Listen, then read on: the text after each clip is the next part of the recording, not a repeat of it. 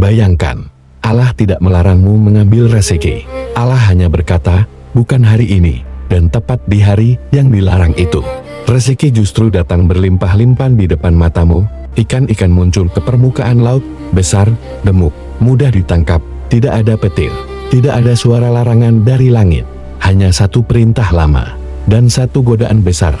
Lalu sebuah pertanyaan muncul di hatimu. Kalau aku ambil sedikit saja, apa benar ini dosa?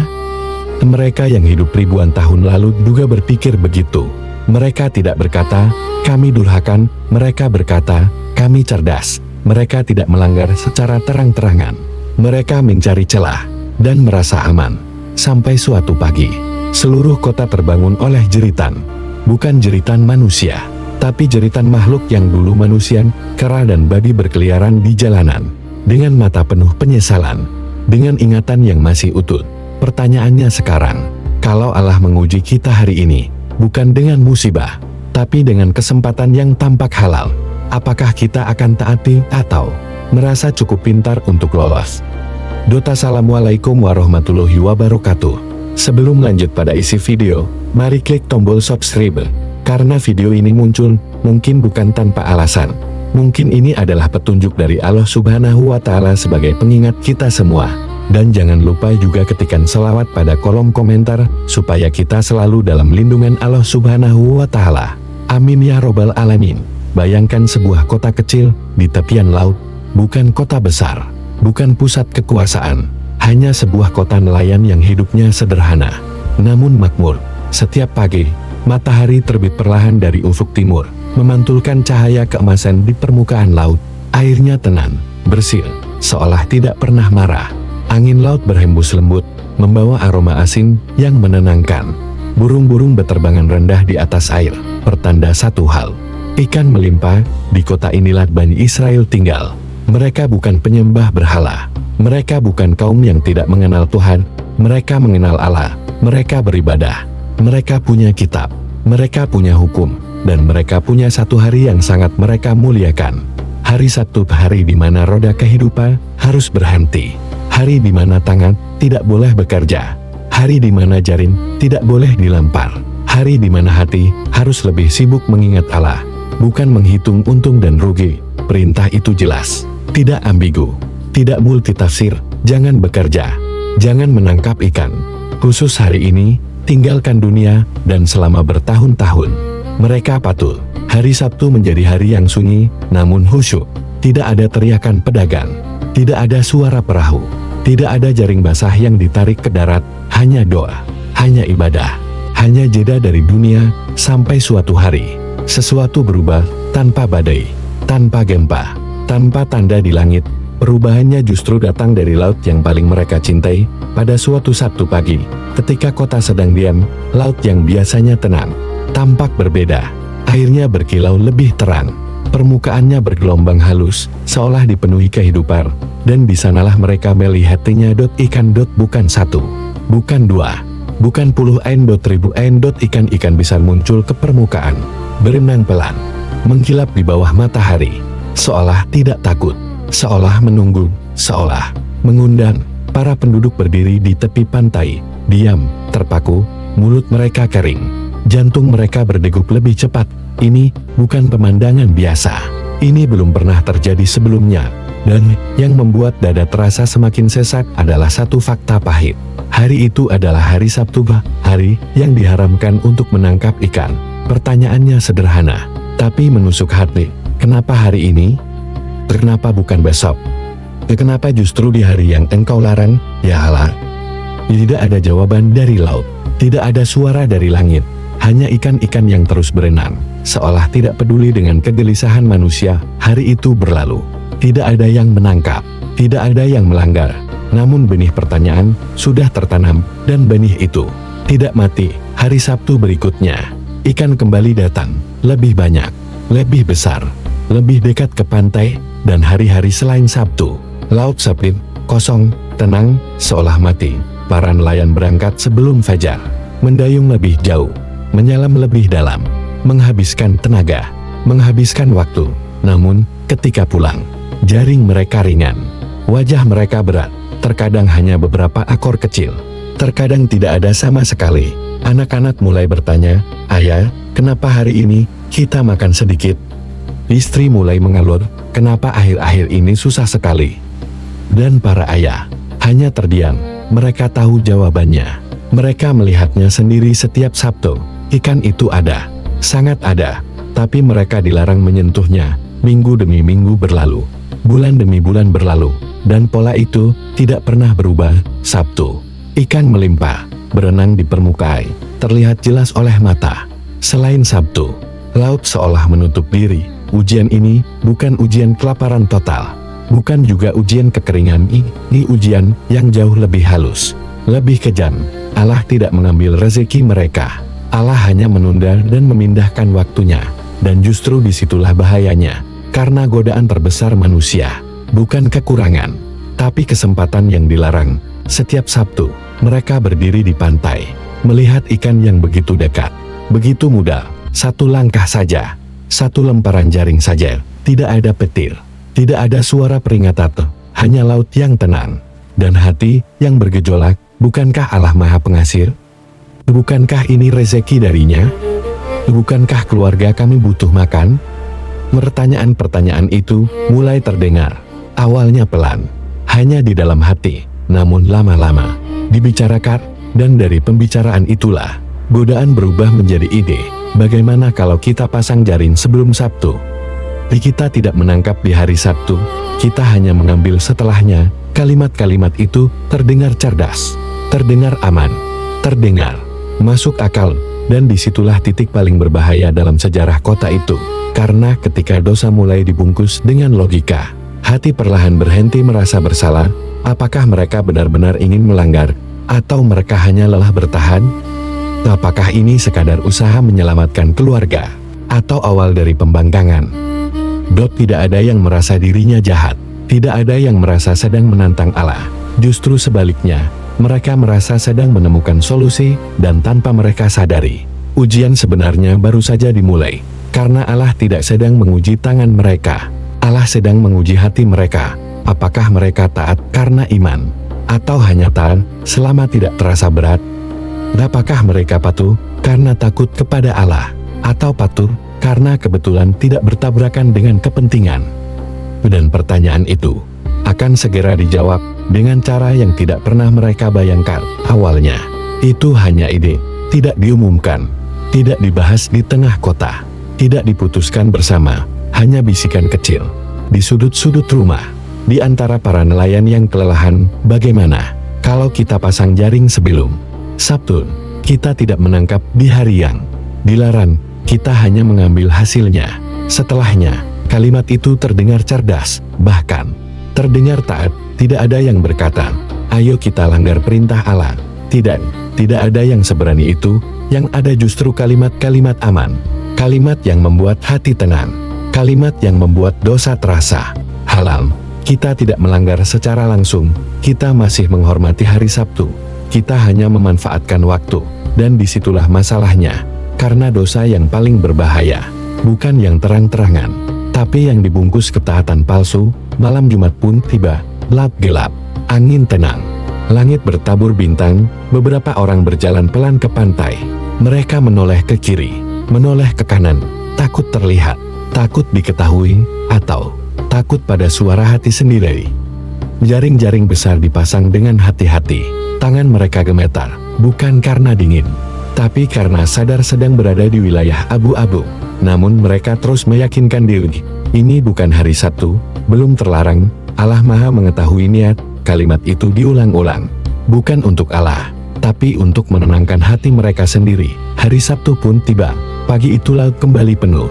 Ikan-ikan besar terjerat di jaring, bergerak, menggelepar, hasil yang tidak pernah mereka dapatkan sebelumnya, dan mereka melihatnya dengan mata kepala sendiri. Namun, mereka menahan diri, mereka tidak mengambil, tidak menyentuh, tidak menarik jaring, dan disitulah mereka merasa menang. Lihat, kita bisa patuh, dan untung, kita lebih pintar dari aturan. Minggu pagi tiba, jaring ditarik, ikan diangkat, wajah mereka berseri. Berita itu menyebar lebih cepat dari ombak, dari satu rumah ke rumah lain, dari satu perahu ke perahu lain. Caranya berhasil, tidak ada apa-apa, Allah tidak menurunkan apapun, dan sejak hari itu, jumlah pelanggar bertambah, bukan karena mereka membenci agama, bukan karena mereka ingin durhaka, justru sebaliknya, mereka merasa sudah menemukan cara beragama yang lebih fleksibel, dan dari satu celah kecil, lahirlah celah-celah lain. Kalau boleh pasang jaring, kenapa tidak gali kolam? Kalau ikan masuk sendiri, itu bukan kita yang menangkap. Logika berkembang. Muslihat berinovasi, ada yang melatih anjing untuk menangkap ikan. Ada yang membuat perangkap alami, semua dengan satu alasan yang sama, kita tidak melanggar, kita hanya cerdik. Tapi pertanyaannya, apakah Allah bisa dikelabui? Apakah hukum Allah hanya soal teknis, atau soal niat dan ketaatan? Bulan yang lebih mengerikan, apakah mereka masih merasa takut, atau justru mulai bangga? Kota itu, ini tidak lagi satu suara, ia terbelah, diam-diam, pelan-pelan, menjadi 3 kelompok. Kelompok pertama, mereka yang melanggar, mereka bukan orang jahat, mereka bukan penjahat, mereka ayah, mereka suami, mereka pedagang, namun mereka mulai merasa lebih pintar dari larangan, dan yang paling berbahaya, mereka mulai membela diri. Allah tahu niat kami ini demi keluarga, kalau salah, kenapa tidak langsung dihukum? Pertanyaan-pertanyaan itu terdengar wajar, namun menyimpan kesombongan halus. Kelompok kedua adalah mereka yang tidak bisa diam, para ulama, orang-orang saleh, mereka yang hatinya masih gelisah melihat kemungkaran. Mereka datang, menegur, menasihati, bukan dengan pedang, bukan dengan kekerasan, dengan kata-kata, wahai saudara-saudara kami, ini bukan soal ikan, ini soal ketaatan. Mereka mengingatkan tentang azab umat terdahulu, tentang Allah yang maha mengetahui isi hati. Namun, nasihat itu tidak disambut baik. Kenapa kalian ribut? Kami tidak melanggar, kalian berlebihan. Kata-kata itu menusuk, bukan karena keras, tapi karena dingin. Dan di sudut kota, ada kelompok ketiga. Mereka tidak melanggar, tidak memasang jaring, tidak menggali kolam, namun mereka juga tidak menegur. Mereka memilih diam. Mengapa harus ikut campur? Ini urusan mereka dengan alam, kita jaga diri sendiri saja. Kalimat itu terdengar bijak, terdengar dewasa, terdengar damai. Namun, benarkah demikian? Karena sejak kapan Islam mengajarkan netral terhadap kemungkaran?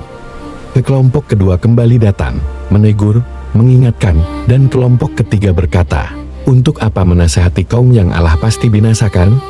Percuma. Jawaban kelompok kedua sederhana, namun mengguncang. Kami menasihati agar kami punya alasan di hadapan Allah, dan mudah-mudahan mereka kembali. Itu bukan tentang hasil, itu tentang kewajiban, dan disitulah garis tak terlihat ditarik, bukan antara kaya dan miskin, bukan antara pintar dan bodoh, tapi antara yang takut kepada Allah dan yang merasa aman darinya. Hari-hari berlalu, pelanggaran makin terbuka, nasihat makin jarang didengar, diam makin terasa nyaman, dan tanpa mereka sadari, langit sedang mencatat, bukan hanya siapa yang melanggar, tapi juga siapa yang menegur, dan siapa yang memilih berpaling.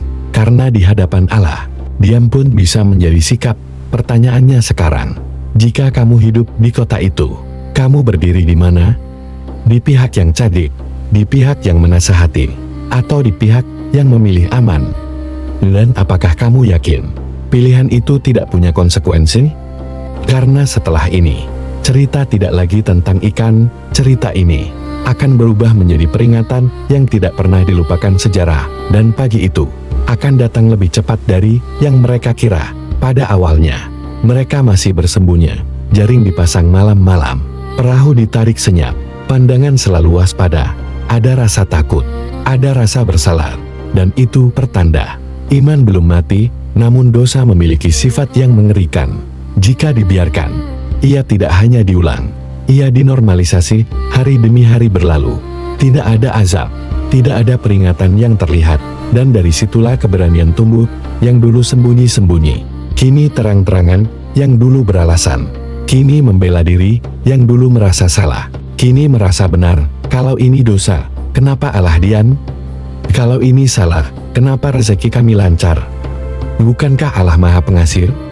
Pertanyaan itu terdengar religius, namun menyimpan racun yang halus.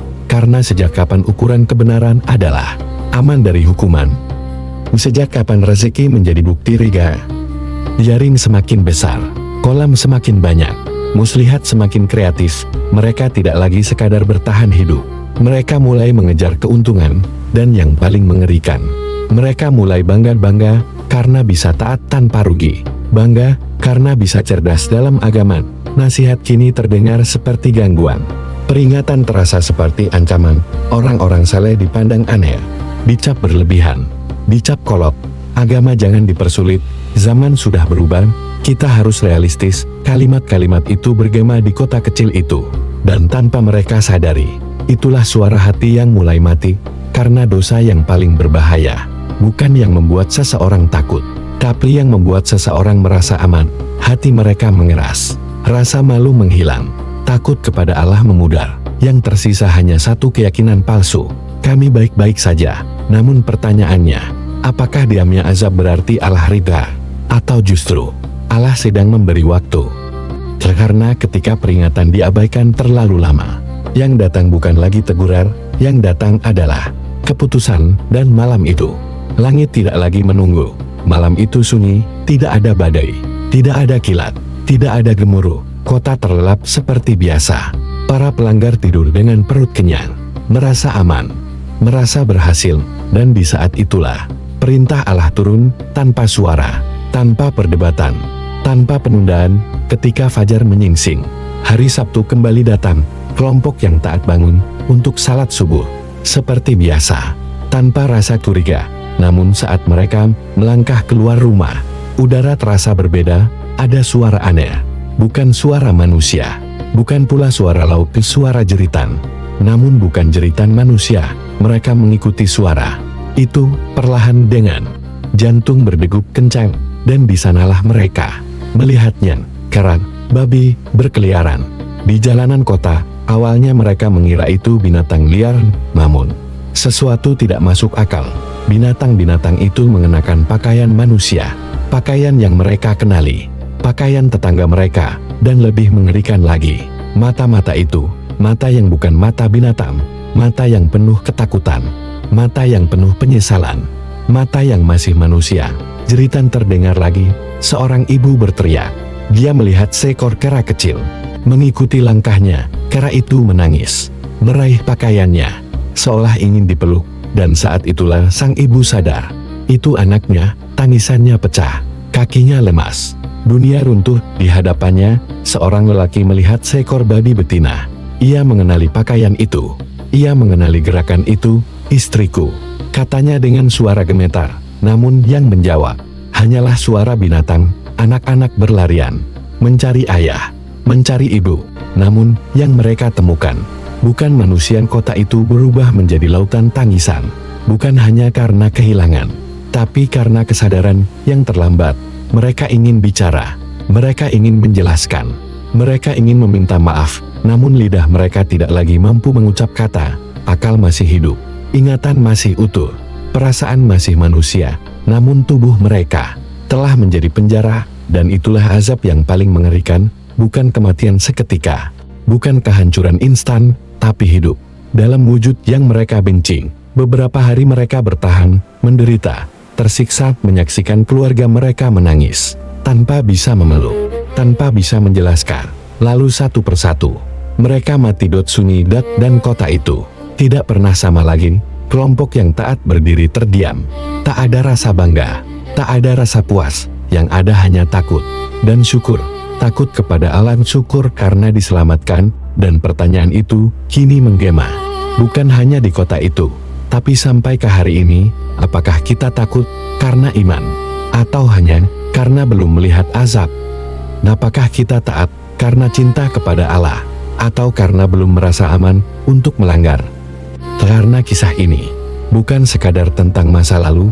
Ini adalah cermin, dan setiap yang bercermin harus berani bertanya pada dirinya sendiri, jika aku hidup di kota itu, aku akan menjadi siapa? Dan yang lebih penting, jika Allah menguji aku hari ini, apakah aku siap? Ketika semuanya berakhir, ketika suara jeritan telah hilang, ketika kota itu kembali sunyi, barulah kebenaran terlihat dengan jelas. Allah tidak mengazab semua orang, tidak membabi buta, tidak zalim. Azab itu sangat tepat sasaran mereka yang melanggar. Binasa mereka yang terang-terangan menipu hukum Allah. Binasa. Namun yang mengejutkan, tidak hanya mereka, ada satu kelompok lain yang ikut merasakan akibatnya, kelompok yang selama ini merasa aman. Kelompok yang berkata, yang penting saya tidak ikut, ini bukan urusan saya. Mereka tidak memasang jaring, tidak menggali kolam, tidak melatih anjing, namun mereka juga tidak menegur, tidak memperingatkan, tidak peduli, dan di hadapan Allah, diam itu bukan netral, diam adalah sikap.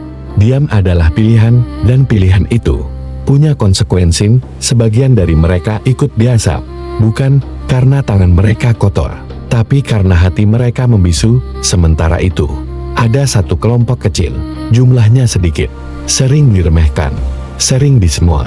Mereka yang terus menasihati, terus mengingatkan, terus takut kepada Allah.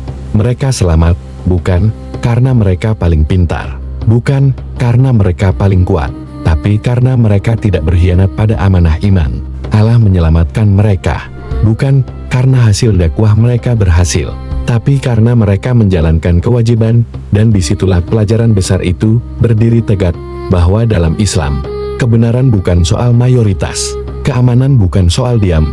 Pertanyaannya kini bergema, bukan hanya di kota itu, tapi di setiap zaman. Jika kamu melihat kemungkaran dan memilih diam, apakah kamu yakin aman? Jika kamu tahu sesuatu salah, namun memilih tenang, apakah Allah menganggapmu bersih? Karena Allah tidak hanya menilai apa yang kita lakukan, tapi juga apa yang kita biarkan terjadi. Dan ketika hari perhitungan tiba, tidak ada alasan bernama, saya tidak ikut. Kota itu akhirnya menjadi sejarah. Namanya tinggal cerita, penduduknya tinggal pelajaran, namun kisahnya tidak pernah mati. Karena Ashabus Sabti bukan tentang ikan, bukan tentang hari Sabtu ini, tentang manusia, tentang hati yang diuji dengan kelimpahan, tentang iman yang diuji dengan celah, tentang ketaatan yang diuji dengan logika. Dan ujian itu masih ada hari ini, hanya bentuknya yang berubah. Hari ini tidak ada larangan menangkap ikan di hari Sabtu, namun ada larangan riba, ada larangan menipu, ada larangan zalim, dan celah-celah itu jauh lebih canggih, dibungkus akad, dibungkus istilah, dibungkus dalil. Secara teknis halal, menurut pendapat ini boleh, yang penting niat. Kalimat-kalimat yang dulu terdengar di kota itu, kini terdengar di zaman kita, dan pertanyaannya kembali muncul. Apakah Allah bisa dikelabui? Apakah agama ini sekadar permainan kata, atau perjanjian antara hamba dan Rabb-Nya? Ashabus Sabti mengajarkan satu hal yang pahit, namun jujur, bahwa dosa yang dibenarkan lebih berbahaya daripada dosa yang disadari, bahwa iman yang fleksibel demi hawa nafsu akan patah saat diuji, dan bahwa Allah Maha Sabar. Namun bukan berarti lalai, masih ada waktu, masih ada pintu taubat, masih ada kesempatan untuk memilih sikap menjadi orang yang taat, meski sendirian, menjadi orang yang menasihati, meski tidak disukai, atau menjadi orang yang diam dan berharap tidak ikut terkena. Pilihan itu ada di tangan kita, namun akibatnya ada di tangan Allah. Dan sebelum kisah ini benar-benar berakhir, satu pertanyaan terakhir pantas kita bawa pulang. Jika hari ini Allah menguji kita, bukan dengan kekurangan, tapi dengan kesempatan yang dilarang, apakah kita akan taat atau mencari celah?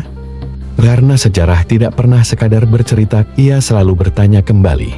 Dan kamu akan belajar atau mengulang? Bayangkan sejenak, jika hari ini Allah tidak menguji kita dengan kemiskinan, tidak dengan bencana, tidak dengan kehilangan, melainkan dengan kesempatan, kesempatan yang tampak halal, kesempatan yang tampak aman, kesempatan yang tampak tidak apa-apa. Karena sesungguhnya, ujian paling berbahaya bukan saat hidup terasa sempit, melainkan saat hidup terasa mudah. Ashabus Sabti tidak binasa karena mereka tidak tahu hukum Allah, mereka binasa karena mereka tahu, tapi mencari celah. Mereka tidak berkata, kami membangkang, mereka berkata, kami cerdas. Dan disitulah awal kehancuran manusia, saat dosa tidak lagi terasa dosa, saat pelanggaran dibungkus logika, saat hati berkata, tenang saja, ini aman. Berapa banyak di antara kita hari ini yang tidak merasa sedang bermaksiat, padahal sedang melangkah menjauh dari Allah sedikit demi sedikit. Kita tidak merasa berkhianat. Kita hanya menyesuaikan diri dengan zaman. Kita tidak merasa berdosa. Kita hanya mengikuti realitas. Kita tidak merasa salah. Kita hanya butuh bertahan hidup. Padahal setiap dalih yang menenangkan nafsu adalah alam bagi iman. Allah tidak langsung mengazab ashabus sabti. Allah membiarkan. Allah menunggu. Allah memberi waktu. Dan justru itulah yang membuat mereka semakin berani. Karena manusia sering salah paham. Mengira diamnya azab adalah tanda ridha Allah. Mengira lancarnya rezeki adalah bukti kebenaran jalan yang ditempuh. Padahal bisa jadi itu hanya penundaan. Allah memberi waktu bukan karena setuju, tapi karena adil. Allah menunda bukan karena lemah, tapi karena maha sabar. Namun, ketika batas itu dilampaui, azab tidak pernah datang sebagai peringatan lagi. Ia datang sebagai keputusan, dan yang lebih menakutkan, bukan hanya pelaku dosa yang binasa, tapi mereka yang diam, mereka yang berkata, bukan urusan saya, yang penting, saya tidak ikut, biarkan saja. Islam tidak mengenal iman yang netral terhadap kemungkaran. Karena diam saat kebenaran diinjak, adalah bentuk pengkhianatan yang sunyi. Kita hidup di zaman, di mana dosa tidak lagi berteriak, tapi berbisik lembut, tidak memaksa, tapi meyakinkan, tidak mengancam, tapi menawarkan solusi, dan justru disitulah bahayanya. Karena iman tidak runtuh sekaligus, ia runtuh perlahan, sedikit demi sedikit, sampai suatu hari, kita tidak lagi merasa kehilangan apapun. Ashabus sabti mengajarkan satu pelajaran pahit, namun jujur, bahwa Allah tidak bisa ditipu, bahwa hukum Allah bukan sekadar teks, melainkan perjanjian hati, bahwa ketaatan bukan soal teknis, tapi soal kejujuran kepada Rabb yang maha mengetahui isi dada, dan bahwa keberanian menasihati, meski ditertawakan, lebih mulia di sisi Allah daripada diam demi kenyamanan. Hari ini kita mungkin tidak hidup di kota pesisir, tidak melihat ikan berkilauan di hari terlarang, namun godaannya sama. Bentuknya saja yang berubah, godaan harta, godaan status, godaan validasi, godaan aman dari konflik, dan setiap hari, kita sedang memilih untuk taat meski berat, atau mencari celah agar tetap nyaman, memilih untuk bersuara meski sepi, atau diam agar tidak disalahkan, memilih untuk jujur kepada Allah, atau pintar menipu diri sendiri. Pesan moral dari kisah ini bukan untuk menakut-nakuti, tapi untuk membangunkan bahwa iman bukan sekadar identitas, bahwa agama bukan sekadar simbol, bahwa Allah bukan sekadar nama yang kita sebut saat butuh. Allah adalah Zat yang melihat, mendengar, menilai, bukan hanya perbuatan kita, tapi niat di baliknya, bukan hanya langkah kita, tapi alasan mengapa kita melangkah ke sana. Masih ada waktu, masih ada pintu taubat, masih ada kesempatan untuk berhenti dan kembali sebelum dosa terasa biasa, sebelum hati mengeras, sebelum peringatan berubah menjadi keputusan.